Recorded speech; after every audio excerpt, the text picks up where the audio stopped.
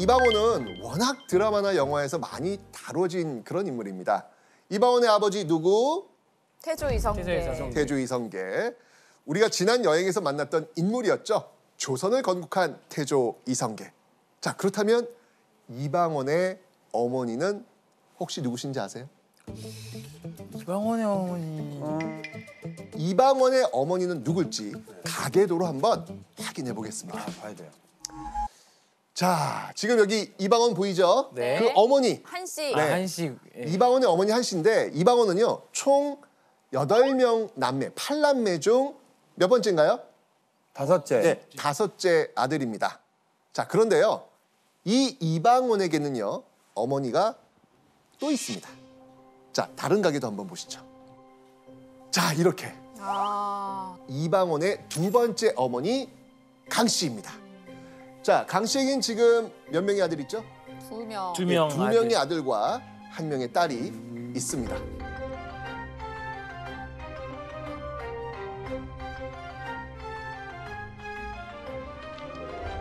태가 이 강씨는 비록 친어머니는 아니었지만 이 이방원의 인생에 어마어마한 영향을 끼친 인물입니다. 사실 이 이방원을 왕으로 만든 사람, 그 사람이 바로 강씨다 라고 해도 과언이 아닐 정도로 굉장히 영향을 끼쳤던 그런 인물이에요. 자, 이방원과 또 다른 어머니 이 강씨는 어떤 관계였는지 지금부터 알아보려고 합니다.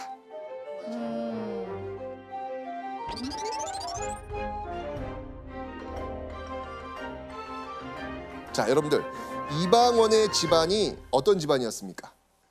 이런 거. 전쟁, 전쟁하고, 이런 거. 군사. 이성계 하면 딱 떠오르는 그쵸. 사병들 있잖아요. 네. 뭐였어요? 가별초. 그죠? 가별초. 맞습니다. 이 이방원의 집안, 바로 홍건적과 왜구로부터 고려를 지킨 영웅 가문이었습니다. 그럼에도 불구하고 이방원의 집안이요, 고려의 중심 세력으로 자리 잡지는 못했지요. 아버지 이성계는 고려의 변방, 동북면 출신의 신흥무신이었지만 고려 중앙정계는 권문세족이 장악하고 있었기 때문에 사실상 그가 설 자리는 별로 없었죠. 자, 그런데 중심 세력에서 밀려나 있던 이 이방원의 집안을 권문세족과 어깨를 나란히 할 수 있도록 물심양면으로 도와준 사람이 있습니다. 진짜 이 이성계의 집안을 쭉 올리는데 혁혁한 공을 세웠던 사람, 그 사람이 바로 강씨입니다. 개경에서 오랫동안 권세를 떨치던 권문세족 집안의 딸이 바로 강씨였던 겁니다. 권문세족 알죠? 네. 이 권문세족에 지금 필적을 못 해가지고 지금 그냥 돌고 있는데 여기를 쭉 올려준 게 바로 권문세족 집안의 딸 강씨와 바로 이 이성계가 결혼을 하면서 만들어진 거죠. 자, 그러면서 이 강씨의 가문은요, 이방원의 집안이 개경에서 자리를 잡는 데 큰 도움을 줍니다. 그래서 강씨를 이렇게 불렀습니다. 경처, 경서? 서울경 아내처, 수도에 둔 아내라는 뜻입니다. 이 결혼으로 전주희 씨, 이방원의 집안은 무력, 경제력, 명예까지 갖춘 세력가로서 쭉 수직 상승, 발돋움하게 된 거죠. 자, 이러면서 당시 이방원의 나이가 8살이었습니다. 당시 8살이었던 이 이방원의 인생에도 큰 변화가 생깁니다.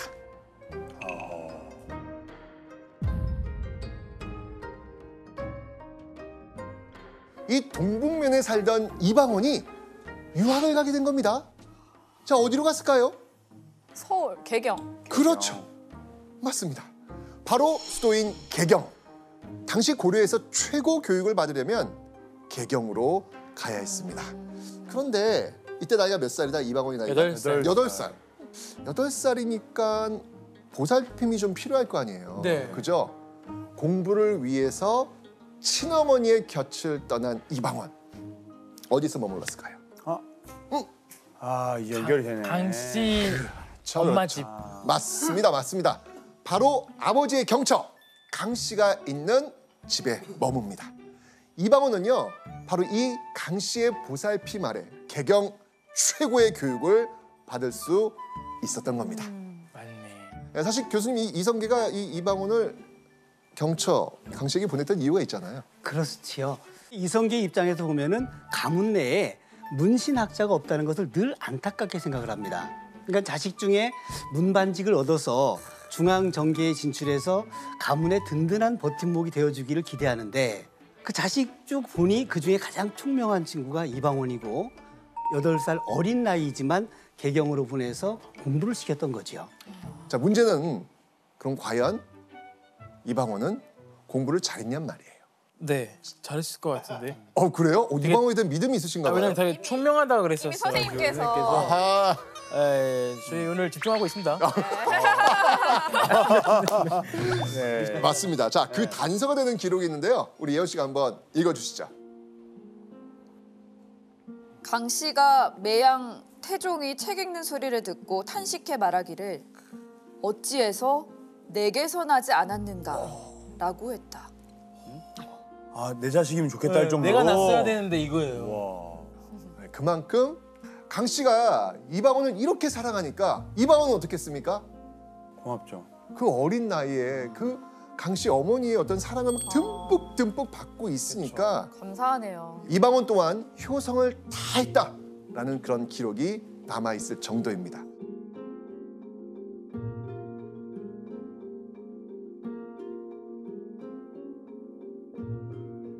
자, 이 8살 때부터 강 씨의 사랑과 보살핌을 받으며 자란 이방원. 와, 17살이 되었을 때 역대 조선 왕 중에서 전무후무하고 유일무이한 이력.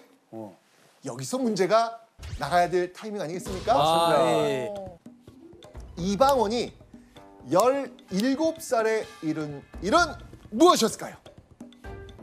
이방원이 과거에 급제를 한 거예요. 야, 이건 플래카드 걸 정도인데. 이건. 그러니까 걸어야지. 사실 조선의 역대 왕들 중에서 과거 시험에 합격한 유일무이한 사람이 그 타이틀이 나오는 거예요. 왕들은 시험 안 보잖아요. 원래. 그런데 이방원은 여기에 합격을 한 겁니다. 스펙이 확실한. 그렇죠. 야, 이 소식들은 아버지 이성계 반응이 어땠을 것 같습니까? 와. 뭐 괜찮았다. 잔치를 벌여라. 아, 내 아들이다. 내 아들이다. 네. 난리 나죠 뭐. 아니야. 무신 집안이었던 전주희 씨 가문에 이방원이 처음으로 문신 타이틀을 턱 안겨준 겁니다.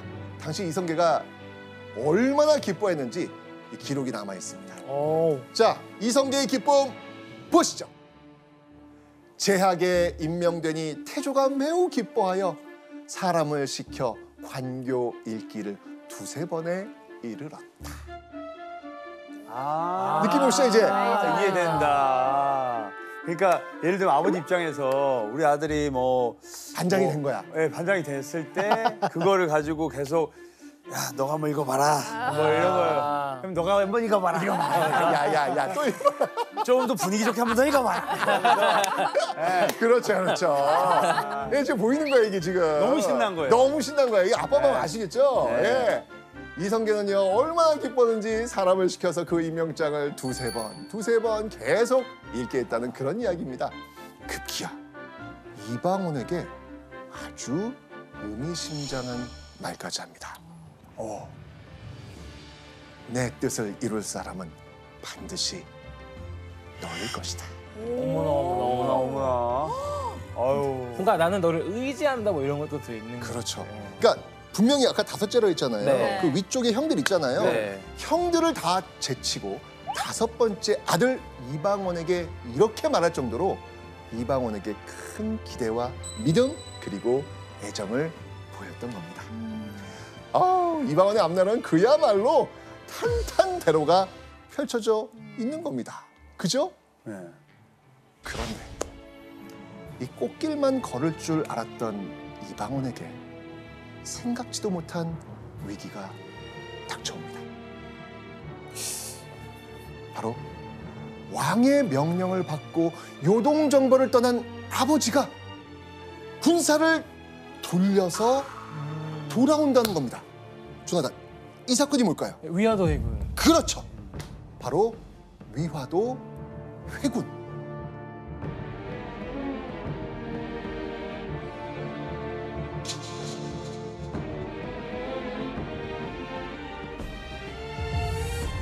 순식간에 이방원의 집안은 역적이 될 위기에 처한 겁니다. 역적의 가족은 어떻게 되나요? 다 처단당해요. 죽죠. 죽어요. 자, 이 위기감을 느꼈던 이방원은요, 급히 어딘가로 향합니다. 그가 향한 곳은요, 아내가 있는 자신의 집이 아닌 포천이었습니다. 왜 포천으로 갔을까요? 급합니다, 지금 이방원. 포천. 그 어머니 아니었어요? 아, 맞습니다. 네. 바로 이 포천은 아버지 이성계 집안에 농장이 있었는데요. 그곳에 친어머니 한 씨가 있었기 때문이죠.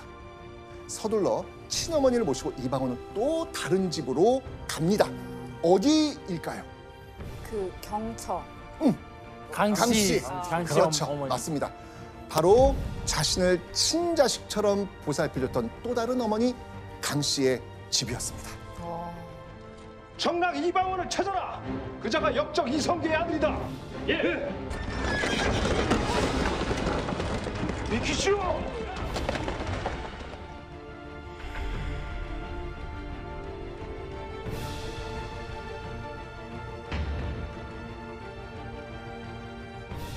갖은 고생을 하며 이 가족의 목숨을 지킨 이방원. 얼마 후 어떤 소식이 들려옵니다. 이번엔 어떤 소식일까요? 위하고 회군했는데 성공했다? 정답. 예, 아버지 이성계가 개경을 장악했다는 아. 기쁜 소식이었습니다. 와. 다행히 아버지가 돌아올 때까지 이방원의 기지와 헌신이 가족을 무사히 지켜낼 수 있었던 것이죠. 이방원의 집안은요, 위화도 회군 이후 하루아침에 고려 최고의 권력을 쥐게 됩니다. 오, 맞네요. 맞아요. 그런데 그 이후 고려 전체를 들끓게 한 충격적인 사건이 벌어집니다. 과연 어떤 사건일지 영상 한번 보시죠.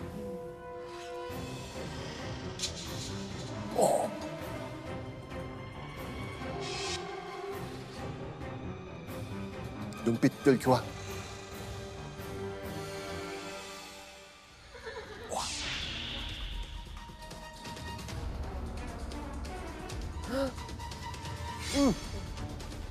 오!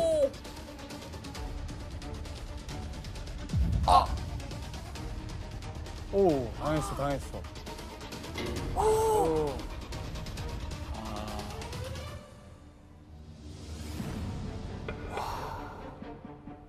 이 개경 선주교에서 벌어진 이 충격적인 살인 사건. 이 사건의 피해자는 지금 이렇게 쓰러져 있는 이 피해자는 우리도 잘 아는 인물입니다. 누구지? 보시죠. 네, 바로 정몽주입니다.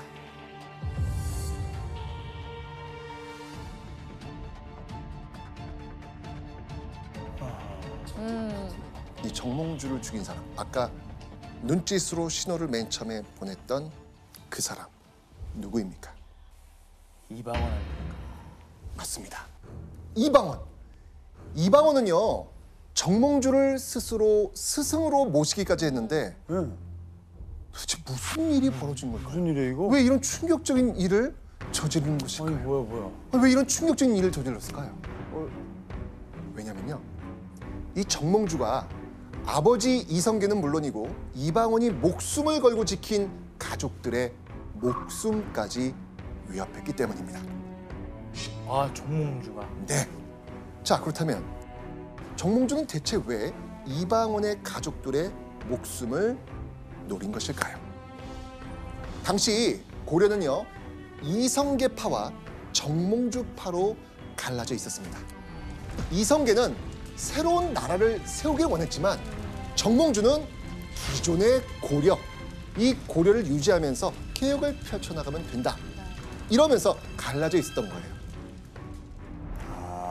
이 두 세력의 합의점은 보이지 않았고요. 골은 더욱 깊어지는 상황 속에서 정몽주는 바로 고려를 지키기 위해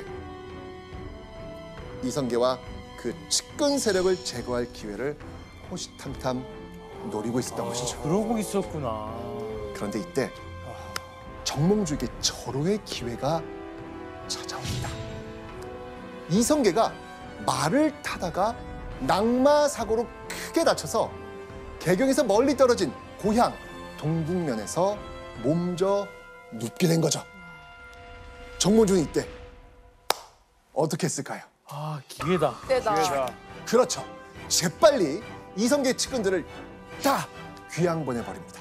이성계의 세력을 정계에서 다 쫓아낸 다음 죽이려 했던 것이죠. 자, 그런데 귀양을 보낸 인물 중에는요, 이방원과 아버지 이성계가 매우 의지했던 인물도 있었습니다. 정몽주가 보내려고 했던 그 인물, 누구였을까요? 아, 정도전. 정도전. 맞습니다. 바로 아버지의 든든한 동반자이자 함께 혁명을 주도했던 정도전이었습니다. 이 정도전을 이성계에게 소개해 준 사람 혹시 기억하고 있어요? 그 정몽주 아니에요? 어우, 맞습니다. 어우. 너무 잘 맞춘다. 잘했습니다. 자, 그런데 이 정몽주는 대의를 위해서라면 오랜 번마저 없앨 준비가 되어 있었던 겁니다. 참. 정말 이 정몽주는 바로 자신의 나라 고려를 위해서라면 물불 갈지 않고 무엇이든 지금 하려고 했던 그런 사람이었죠.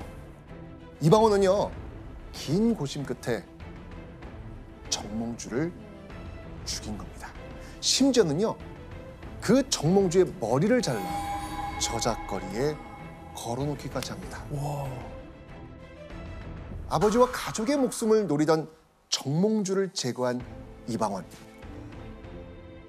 사랑하고 아끼는 아들 이방원이 가문 전체를 위협했던 큰 적, 정몽주를 없앴다는 소식.